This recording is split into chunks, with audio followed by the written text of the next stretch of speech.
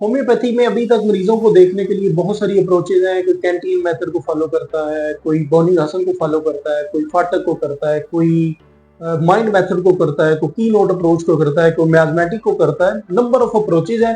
एक बिगिनिंग के लिए तो बहुत बड़ी कंफ्यूजन है कि मैं करूं क्या, किस अप्रोच को फॉलो करूं, किस किताब को पढूं, कौन सा मटीरियल मेडिका पढूं, अच्छा रिपर्टराइजेशन करूं तो कौन सी रिपर्टरीज पढूं, कौन सी ना पढूं, सीखूं कहां से, तो मैं करूं क्या।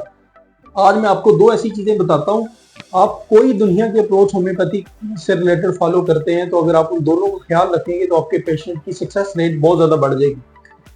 नंबर एक ये है कि जब भी आपके पास पेशेंट आया वो कोई एक लोकेशन लेके आपके पास आएगा। फॉर एग्जाम्पल उसने कहा कि मेरे गले में प्रॉब्लम है, उसने कहा मेरे सर में प्रॉब्लम है, मेरे कान में है, मेरे नाक में, आंख में, पेट में, कोई एक लोकेशन का उसने प्रॉब्लम बताया। आपको पेशेंट को तो नहीं पता मुझे डायग्नोसिस क्या है।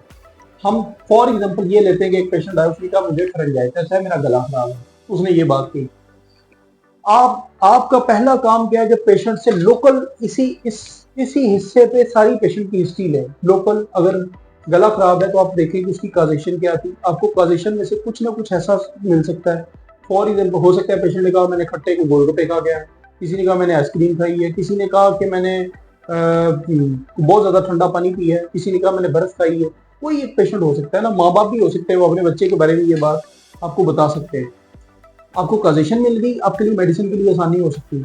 आप दूसरा लोकेशन के बाद वो हम मोडेलिटी ले लेते हैं, किस चीज से तकलीफ बढ़ रही है, किस चीज से कम हो रही है। एग्रावेटिंग फैक्टर को देख लेते हैं और अमेलवेटिंग फैक्टर को देख लेते हैं। इसके बाद कंकोमिडेंट देख लेते हैं कि गले में दर्द है तो कान में तो नहीं उसकी वजह से पेन हो रहा, खांसी आ रही तो कान में दर्द हो रहा है, कोई एक्सटेंशन तो नहीं है।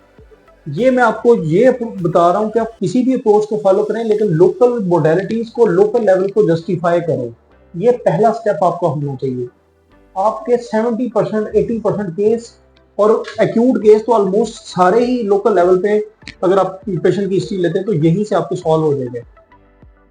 फिर दूसरा तरीका ये है कि एक तो हमने लोकल मोडेलिटीज को जस्टिफाई किया, दूसरा हम पेशेंट के, अब क्रॉनिक केसेस में अक्सर ऐसा होता है कि लोकल लेवल पे आपको सब कुछ नहीं मिलता। एक पेशेंट आया, उसने कहा आर्थराइटिस है, काफी देर से पेन होती है, बस यही मुझे मसला है। फिर लोकल लेवल से आपकी केस टेकिंग से पेशेंट ठीक नहीं होंगे। फिर आपको जनरल अप्रोच को फॉलो करना है जिसे हम जनरली तौर पे कॉन्स्टिट्यूशनल वे भी कहते हैं। उसमें क्या होता है कि आप पेशेंट का हेड टू टो पूरा पेशेंट को समझते हैं, सर से लेके आप चले पूरे हेड टू टो, मतलब पेशेंट की भूख, प्यास, नींद, उसके थर्मल, उसका पसीना, उसके मेंसेस, आप सब हेड टू टो एक तो जनरलिटीज ले ली। फिर पेशेंट के हर ऑर्गन का आप हिस्ट्री लेने लगे। उसका जीआईटी ठीक है, पेट ठीक है, उल्टी मोशन तो नहीं आ रहे, कब्ज तो नहीं हो रही, यूरिन की कंप्लेंट्स तो नहीं आ रही, सांस के मसाइल तो नहीं आ रहे।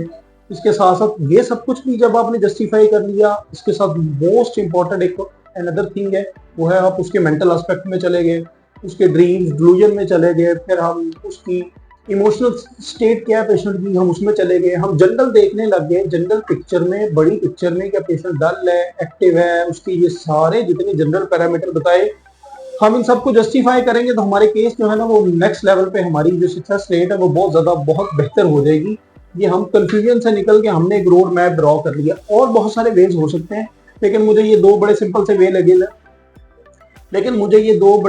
वे लगे जिसको मैं भी प्रैक्टिस करता हूँ, तो मैंने चाहा कि मैं आप लोगों से भी शेयर करूँ। तो आप सब लोगों का बहुत शुक्रिया। हम मजीद ऐसी वीडियोस के लिए हमारे साथ जुड़े रह सकते हैं।